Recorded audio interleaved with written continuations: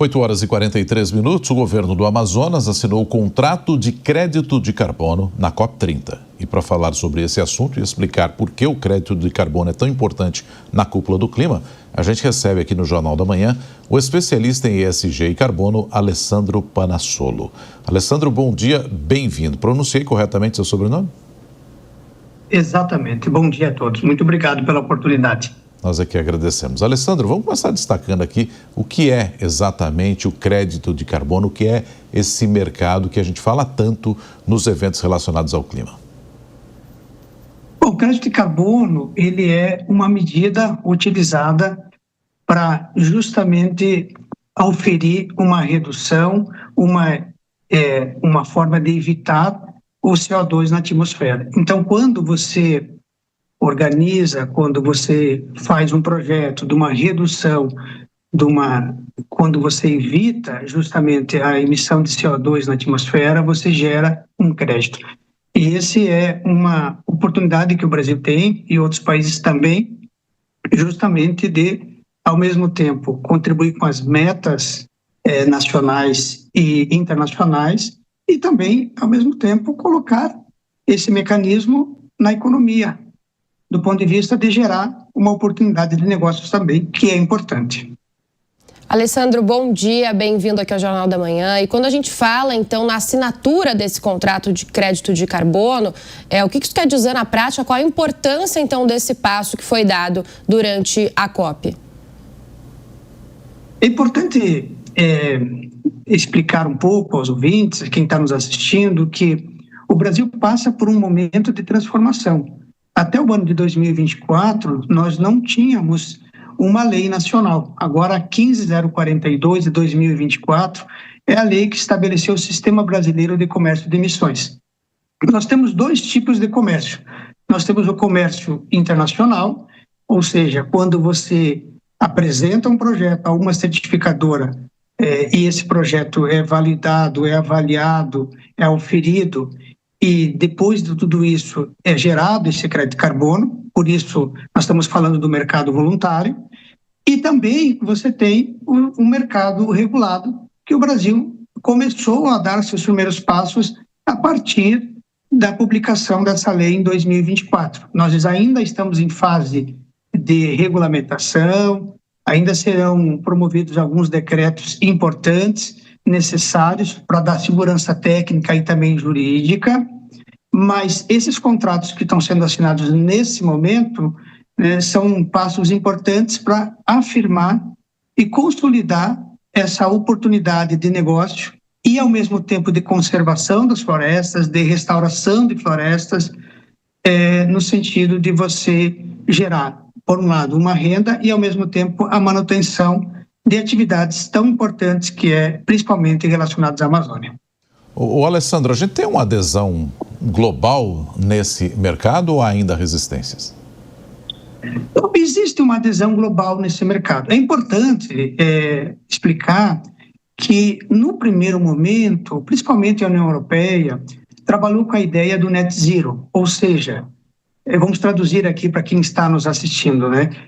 Você justamente promover tecnologias, mudar a matriz energética, substituir, por exemplo, na Europa Ocidental, o carvão mineral por uma matriz limpa, como é o caso do Brasil. O Brasil é exemplo, e percebeu-se nesse período todo que essa proposta de net zero, que alguns países fizeram em 2030, 2040, 2050 ou 60, seria muito difícil de ser alcançada nesse momento, até por uma questão de tecnologia, até por uma questão de mercado também é importante, e de aceitação. Pois bem, quando a Europa começou a mudar esse pensamento e começou a aceitar, inclusive, a proposta de você compensar, porque a ideia do crédito é justamente você compensar, lembrando que as empresas, de modo geral, elas geram emissões de CO2 por suas atividades econômicas.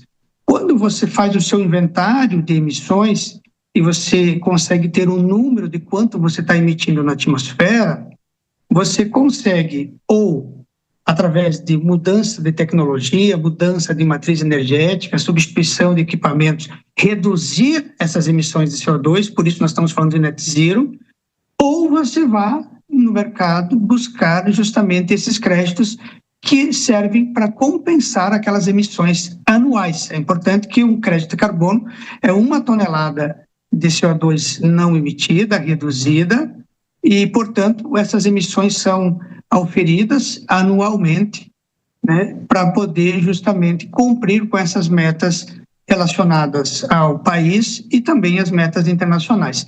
Portanto, esse mercado está ganhando muita força.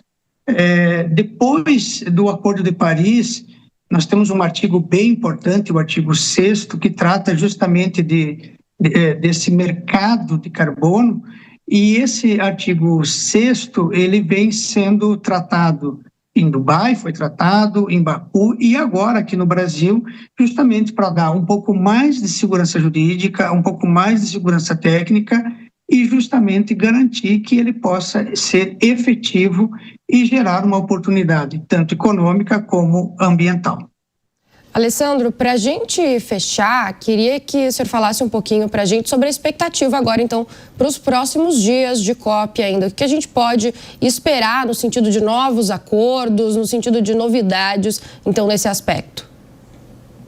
Eu estou aqui em Belém e é uma grande oportunidade de estar participando, inclusive, dessas discussões. E na primeira semana, essa é a minha 10ª COP que eu participo.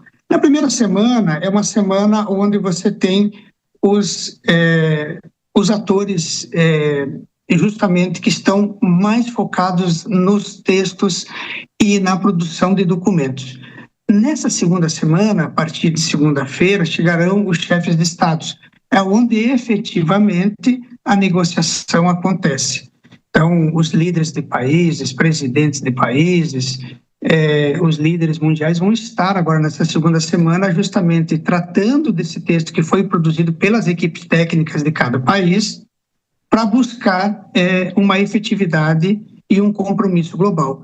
É bem verdade que nunca é fácil conseguir traduzir um texto que possa atender quase 200 países, sempre é um grande desafio. Por isso que os textos devem justamente trabalhar com ideias firmes, com propostas diretas, mas que possam realmente também respeitar as soberanias e olhar de forma dinâmica, né, a realidade econômica, social e ambiental de cada país. Portanto, esperamos agora nessa segunda semana que esses líderes mundiais possam avançar nessa tratativa do artigo 6º, que trata desses mercados de carbono, instrumento importante, necessário e que vai contribuir, inclusive, para a conservação e para a geração de renda e para metas, inclusive, nacionais, internacionais e corporativas dos países. Outros temas também são importantes, né? O Fundo do Clima, essas metas climáticas, a revisão, inclusive, dos compromissos subnacionais, ou seja, dos países em relação à redução das emissões, são temas que também vão fazer parte dessa agenda. A gente agradece, portanto, aqui no Jornal da Manhã, a participação do especialista em ESG e carbono, Alessandro Panassolo. Alessandro, muito obrigado. Bom domingo aí para você. Muito obrigado. Bom domingo.